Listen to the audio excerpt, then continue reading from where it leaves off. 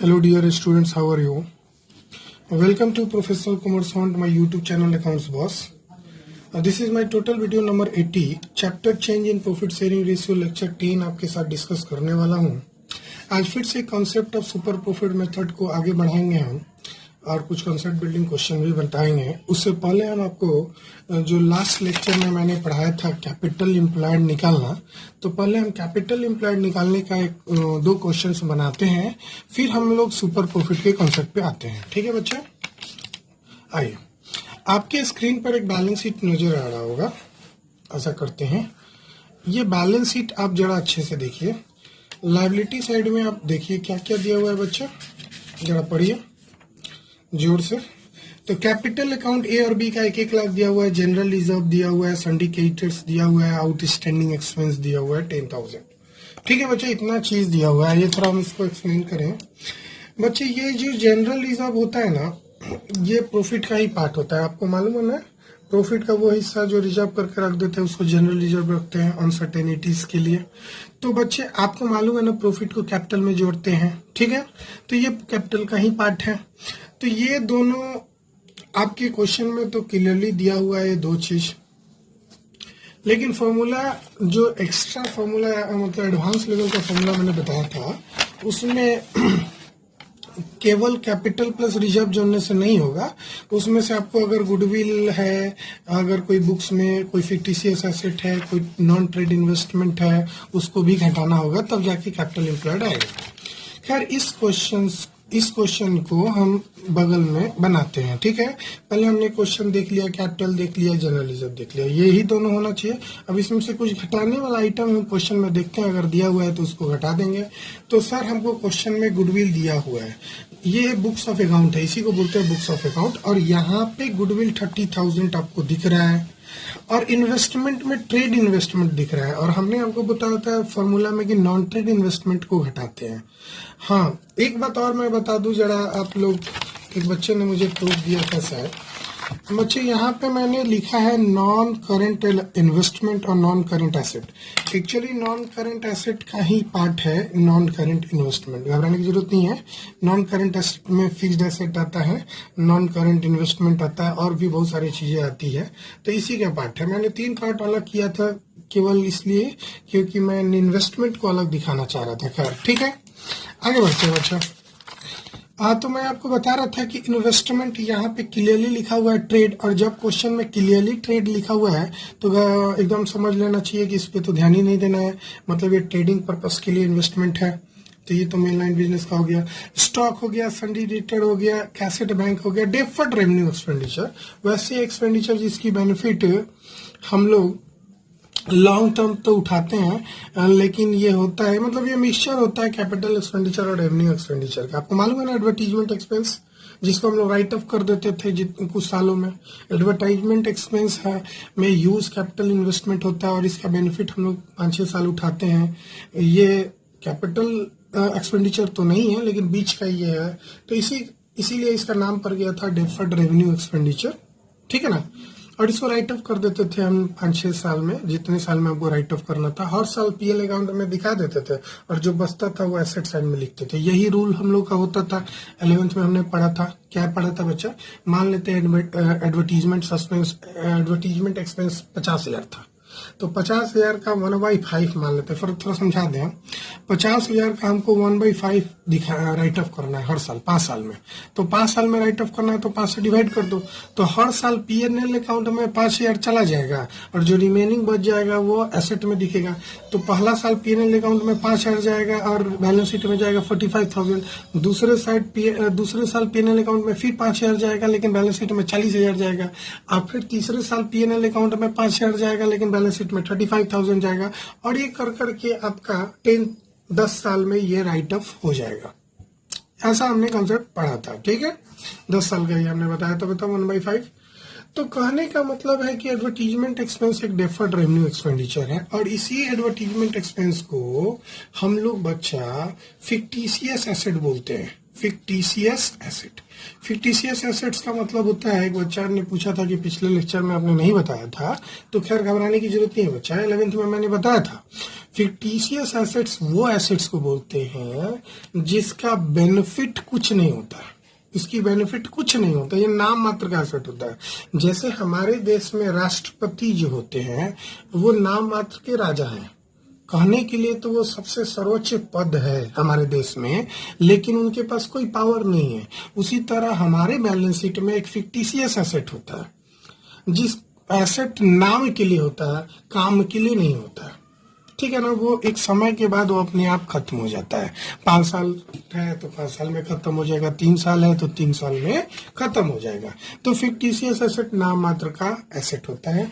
अब थोड़ा सा जाके 11th क्लास का बेसिक अकाउंटिंग टर्म्स देख लीजिएगा, चाहे हम लेक्चर डालने वाले हैं बेसिक अकाउंटिंग टर्म्स का 11th का आप वहाँ डिटेल में देख लीजिएगा। अभी तो जान लीजिए फिक्टिशियस एसेट का एक एग्जाम्पल है एडवर्टीजमेंट सस्पेंस अकाउंट, ठीक है।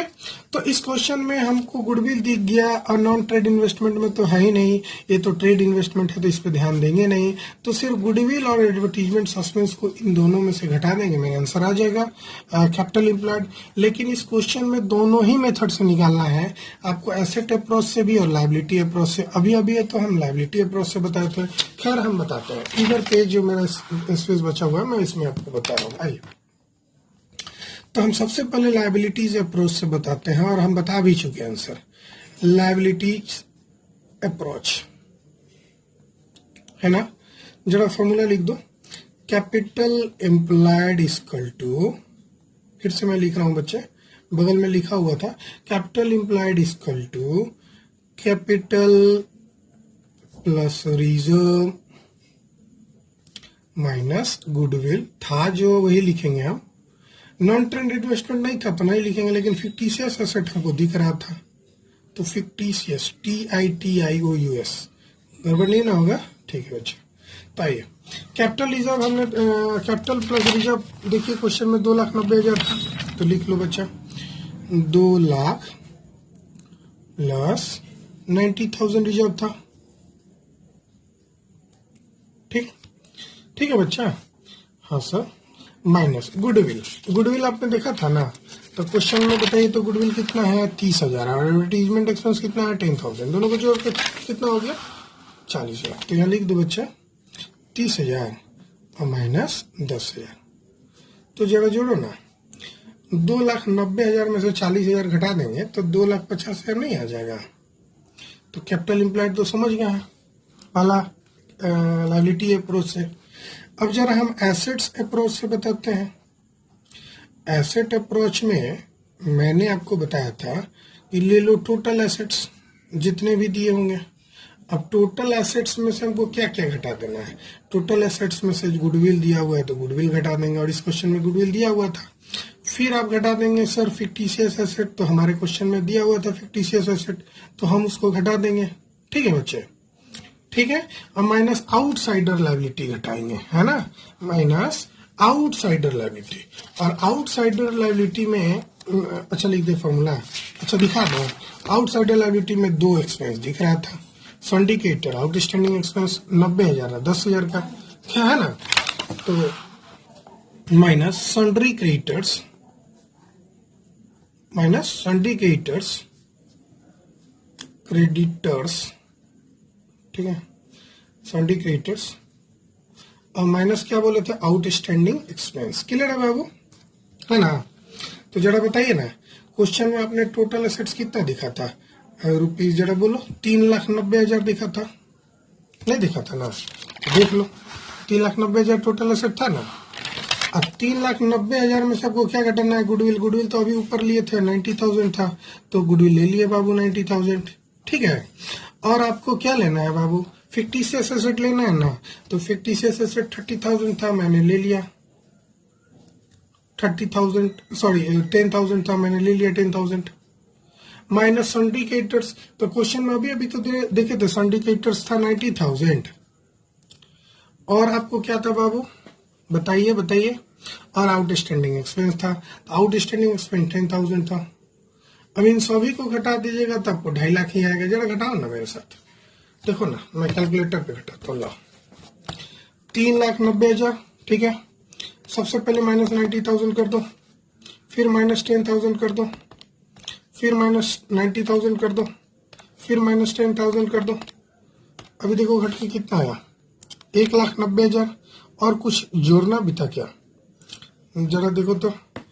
टोटल एसेट्स में हमको क्या क्या शामिल नहीं करना था तो हमने नहीं किया था, जरा फिर से देख लेते हैं। और आंसर 2.5 लाख नोट के भाई। टोटल एसेट 3,90,000 था, उसमें से मेरा गुडविल कितना नजर आ रहा था, 30,000। मैंने गुडविल 30,000 लिया, फिर टीसीएस एसेट 10,000 लिया। कुछ ज्यादा ले लिया क्या गुडविल? हाँ बच्चे, यहाँ पे गुडविल हमने 90,000 ले लिया है, जबकि गुडविल 30,000 था, इसीलिए आंसर नहीं आ रहा था, 50,000 से डिफरेंस आ रहा था। ठीक है, अब आ जाएगा। गुडविल बच्चे यहाँ 30,000 था, ऊपर देख लो, क्वेश्चन अभी बनाए थे हम लोग, तो जरा फिर से घटा लो, मिस्टेक हो गई, सॉरी। 3,90,000 माइनस कर लो बच्चा, 30, 10 40, 10 50, -50,000 -90,000। देखो ना, आ गया ना 2,50,000। क्लियर है ना? तो आशा करते हैं आप दोनों ही अप्रोच से समझ गए होंगे कैपिटल एम्प्लॉयड निकालना। चाहे आप एसेट अप्रोच से निकाल लो, चाहे कैपिटल एम्प्लॉयड। सर दोनों ही मेथड से आप क्यों बताए, लायबिलिटी अप्रोच और एसेट्स अप्रोच से क्यों बताया, एक ही अप्रोच से क्यों नहीं बताया? सवाल ये उठता है। सर दोनों ही अप्रोच से इसलिए मैंने बताया कि बच्चे एग्जाम के क्वेश्चन में या बुक के क्वेश्चन में हिंट दिया रहेगा। अगर इस तरह का हिंट हो तो इस तरह के मेथड का यूज करेंगे, और इस तरह की जानकारी मौजूद हो तो इस तरह का एसेट अप्रोच यूज करेंगे। मतलब क्वेश्चन में टोटल एसेट है तो ये वाला फॉर्मूला यूज होगा, टोटल लायबिलिटी भी रहता तो ये फॉर्मूला यूज हो जाता। मैं आपको एक और बात बता दूं, एक और फॉर्मूला, यहाँ टोटल लायबिलिटी भी रहता ना बच्चा तो ये फॉर्मूला यूज हो जाता। खैर, लेकिन आप देख लो दोनों ही मेथड जो भी यूज होगा आप लगा लेंगे। एक और क्वेश्चन बताते हैं आपके साथ, ये रहा बैलेंस शीट। अब ये दोनों क्वेश्चन में अंतर क्या है ना, यहाँ पे मैंने सिर्फ इन्वेस्टमेंट लिया है, और उस क्वेश्चन में बच्चे कितना दिया हुआ था, इन्वेस्टमेंट दिया था लेकिन यहाँ ट्रेड लिख दिया था। और इस क्वेश्चन में मैंने इन्वेस्टमेंट लिखा लेकिन ट्रेड नहीं लिखा। तो रूल हमने पढ़ा है ना, जब क्वेश्चन में इन्वेस्टमेंट लिखे और ब्रैकेट में ट्रेड ना हो तो हमेशा हम उसको नॉन ट्रेड इन्वेस्टमेंट ही समझेंगे। तो आइए ना हम लोग कैपिटल एम्प्लॉयड निकालते हैं सबसे पहले लायबिलिटी साइड से। लायबिलिटीज साइड अप्रोच, गड़बड़ नहीं होगा इस बार, कोई मिस्टेक नहीं, एक बार में सही बनाना है। आइए सबसे पहले क्या क्या लेना है बच्चा, फॉर्मूला आपको याद ही होगा, जरा स्टेप में चाहते हैं तो स्टेप पे बनाइए। सबसे पहले तो लायबिलिटी में हमको पार्टनर्स कैपिटल दिख रहा है, तो पार्टनर्स कैपिटल ले लिए। कितना कितना है, ए का बी का 2 लाख 2 लाख दिख रहा है ना, हाँ नीचे कर देते लोग, 2 लाख और 2 लाख दिख रहे हैं। ठीक है, और ये जोड़ के कितना हो गया बच्चे, 4 लाख। ठीक है, और आपको क्या क्या जोड़ना है लायबिलिटी में, जनरल रिजर्व जोड़ना है, तो आ जाओ ऐड लिख लो, यहाँ इस तरह बना लो, चाहे स्टेटमेंट में बना लो। जनरल रिजर्व पिछले में हमने दूसरा तरीके से बना दिया था, स्टेटमेंट में आप उस तरह भी बना सकते थे, और हमने इस बार ऊपर नीचे करके सिखा दिया। दोनों ही सिखाना चाह रहे थे एक्चुअली हमने, हम हमेशा 2 सिखाना चाहते हैं। जनरल रिजर्व 1,80,000 है, इसको जोड़ लेंगे तो 5,80,000 आ जाएगा। अब इसमें से हमको क्या क्या लेस करना है मालूम है ना? हाँ सर सबसे पहले तो गुडविल लेस करना है, अगर है तो बाबू है क्या, गुडविल तो दिया ही हुआ है। गुडविल कितना दिया हुआ है, 60,000। गुडविल कितना दिया हुआ है, देखो ना 60,000 दिया हुआ ना गुडविल, देख लो गुडविल 60,000, तो यहाँ लिख लो 60,000। क्यों यहाँ लिख रहे हैं, बता रहे हैं क्यों लिख रहे हैं। गुडविल हो गया। दूसरा non trade investment, non trade investment line से ही चल रहे हैं हम, और नॉन ट्रेड इन्वेस्टमेंट में बच्चा 1 लाख दिया हुआ है, 1 लाख लिख दिया। उसके बाद हमारा डेफर्ड रेवेन्यू एक्सपेंडिचर लिखा हुआ था जो कि फिक्टिशियस एसेट है, तो डेफर्ड रेवेन्यू एक्सपेंडिचर 10,000 दिया हुआ था। एक और अकाउंट लिखा हुआ था पीएनएल अकाउंट एसेट साइड में। जब भी profit and loss account asset में होगा तो याद रहेगा, पार्टनरशिप में हमेशा आपको मिल जाएगा, हर क्वेश्चन में नहीं, मतलब अच्छे बहुत सारे क्वेश्चन में मिलेगा। इसको बोलते हैं बच्चे लॉस। जब भी एसेट साइड में आपको प्रॉफिट एंड लॉस अकाउंट दिखे तो आप इसको क्या समझिएगा, लॉस एक नाम मात्र का एसेट है जिसको आपको समय के साथ राइट ऑफ कर देना है। तो ये भी एक डेफर्ड रेवेन्यू एक्सपेंडिचर का एग्जांपल है। मैंने इसको फिक्टिशियस एसेट्स में अलग से ले लिया ताकि आपको समझ में आए कि सर अगर पीएनएल अकाउंट लिखा हुआ एसेट साइड में तो आप इसको लीजिएगा कि नहीं फिक्टिशियस एसेट में। तो आप सोचिए ना, कॉमन सेंस लगाए ना, ये एक नाम मात्र का एसेट है। अब हम क्यों यहाँ लिए समझ गए, इन सब को जोड़ के हम डायरेक्ट घटा देंगे। तो जरा जोड़िए ना, 1,60,000, 70,000, 80,000, 1,80,000 हुआ ना बच्चा, तो 1,80,000 घटा दो। अब ये निकल के कितना आया, तो 5 में से 1 गया 4, 4 लाख हो गया। तो ये जो 4 लाख निकल के आया, ये कैपिटल एम्प्लॉयड आया। समझ गया ना क्यों हम इस तरह बताएं इस स्टेप में, ताकि आप समझ जाए कैपिटल एम्प्लॉयड। अगर हम एसेट साइड अप्रोच से समझें, एसेट साइड अप्रोच, तो ऐसा करते हैं, आप बना लेंगे। आप बहुत तेज विद्यार्थी हैं, कमजोर तो है नहीं। सबसे पहले हम टोटल एसेट लेते हैं, और पता है टोटल एसेट और टोटल लायबिलिटी बराबर होता है। तो क्वेश्चन में देखो ना, टोटल एसेट नीचे नजर आ रहा होगा, चाहे ये ले लो, 7,80,000 नजर आ रहा है, आप सबसे कॉर्नर में लिख दो 7,80,000। हाँ बच्चे, आप रुपीस का साइन लगा सकते हैं, बहुत तेज है बच्चे, आप पूछ लेते हैं हमसे। ठीक है बच्चे, आपको याद था कि रुपीस का साइन लगाना है। इस टोटल एसेट में क्या क्या लेस करते हैं जरा बोलो। सारे फिक्टिशियस एसेट लेस करते हैं। तो यहाँ पे फिक्टिशियस एसेट में क्या है, लाइन से यही वाला एसेट करो ना, गुडविल, नॉन ट्रेड इन्वेस्टमेंट, ये सब घटाते हैं ना, तो घटा दो नॉन ट्रेड इन्वेस्टमेंट। ठीक है बच्चा, और क्या बच्चा, सर डेफर्ड रेवेन्यू एक्सपेंडिचर है। हाँ बच्चा, हम डेफर्ड रेवेन्यू एक्सपेंडिचर अलग लिख दिए हैं, पीएनएल अलग लिख दिए हैं, कंफ्यूजन नहीं। कहीं मान लो कि हम डेफर्ड में हम यहाँ लेना चाह रहे थे एडवर्टीजमेंट, यहाँ हम एडवर्टीजमेंट ही लेना चाहते थे।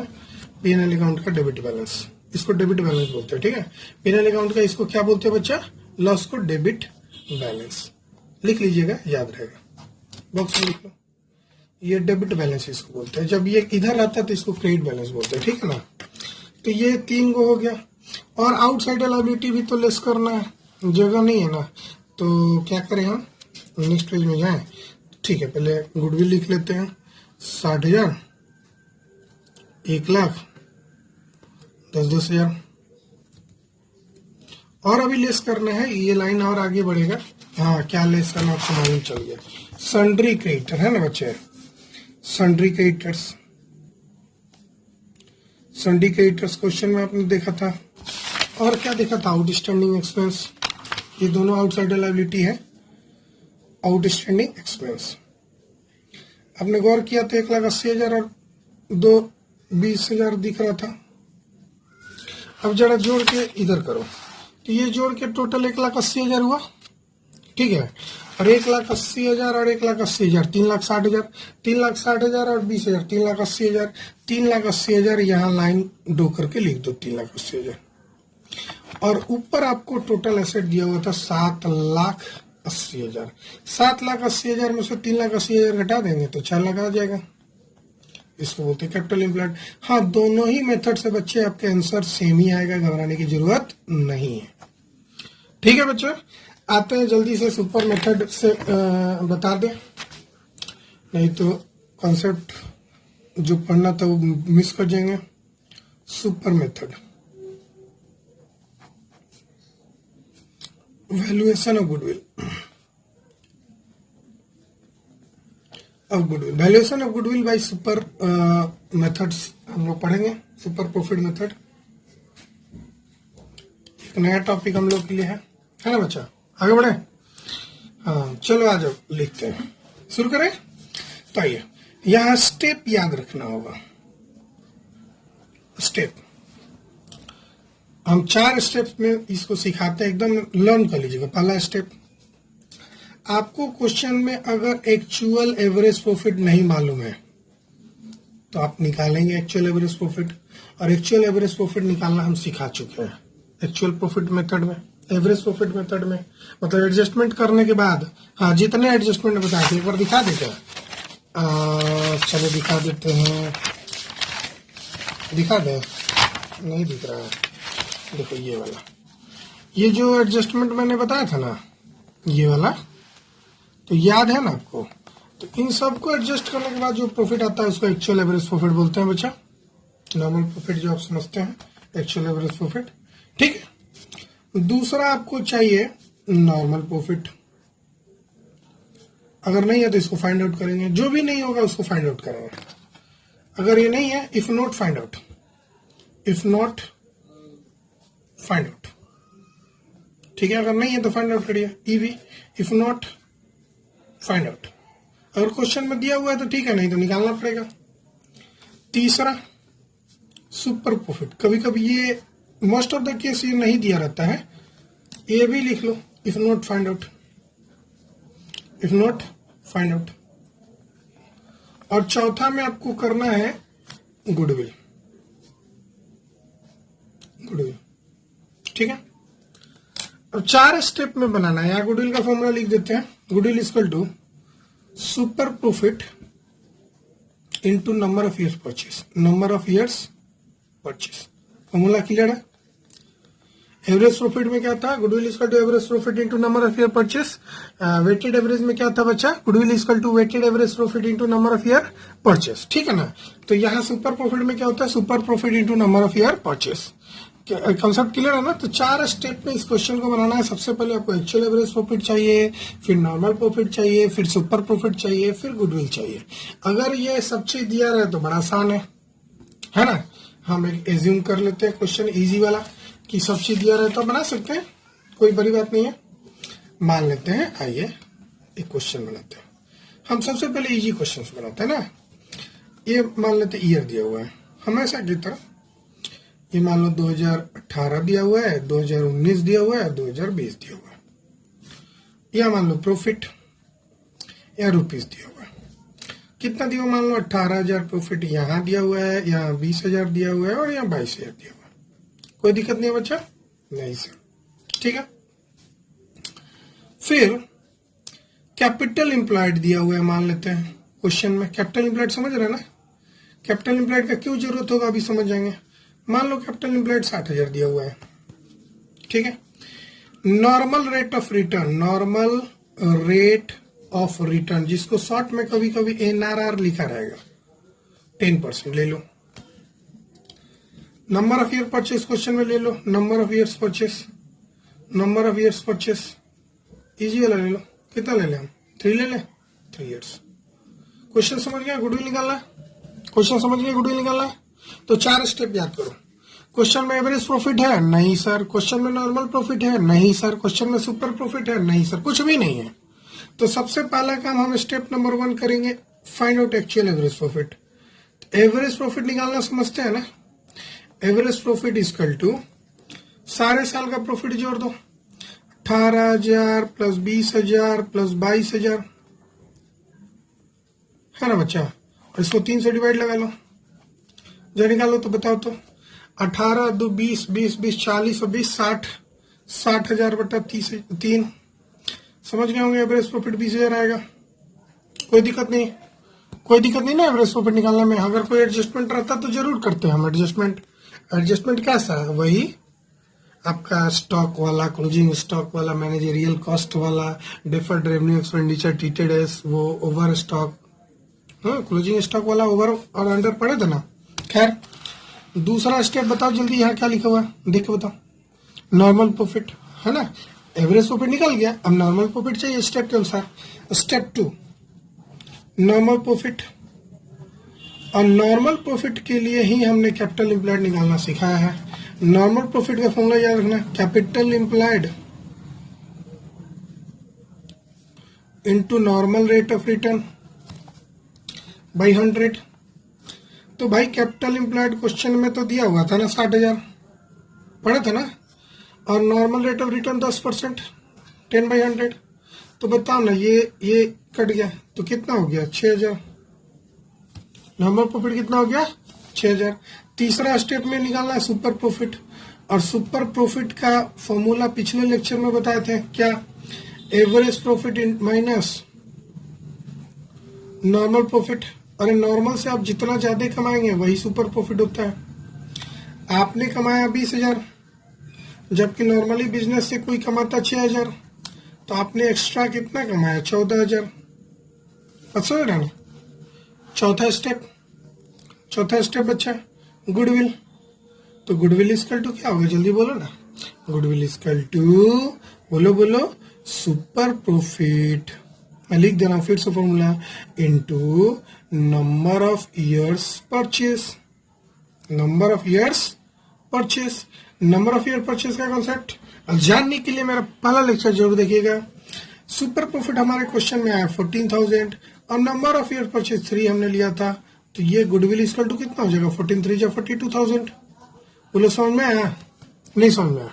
क्लियर है? यानी कि आपको 4 स्टेप्स में इस क्वेश्चन को बनाना है। अगर 4 स्टेप्स, और एक और खासियत बता दूं, इस क्वेश्चन मतलब ये जो मेथड है ना गुडविल कैलकुलेट करने का सुपर प्रॉफिट, कभी कभी इधर से बनाना होता है, कभी कभी इधर से बनाना होता है। इधर से बनाने का मतलब गुडविल उडिल दिया रहेगा, आपको एक्चुअल एवरेज प्रॉफिट निकालना है, कभी कभी नॉर्मल प्रॉफिट निकालना होगा, कभी क्वेश्चन में सुपर प्रॉफिट निकालना होगा। एक मान के बनाएंगे वैसे हम। तो ये जो सुपर प्रॉफिट मेथड है, ये तीनों मेथड में सबसे समझने वाली है। तीनों ही मेथड में simple average profit method, super average profit method और कैपिटलाइजेशन मेथड में जो सुपर प्रॉफिट मेथड का गुडविल वैल्यूएशन है, उसका कॉन्सेप्ट समझना एकदम जरूरी है। अगर इसका कॉन्सेप्ट आपको क्लियर नहीं है तो आप परेशान हो जाएंगे।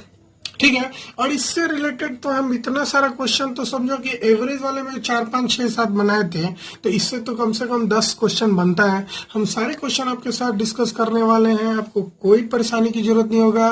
प्लीज मेरे लेक्चर को फॉलो करते रहिए, प्लीज लाइक कीजिए, शेयर कीजिए, सब्सक्राइब कीजिए और बेल आइकन दबाइए ताकि आपको नोटिफिकेशन मिलता रहे। और बहुत सारे बच्चे कमेंट कर रहे हैं, बहुत खुश हैं। आप भी कमेंट कीजिए, जो बच्चे आप नहीं कर रहे हैं।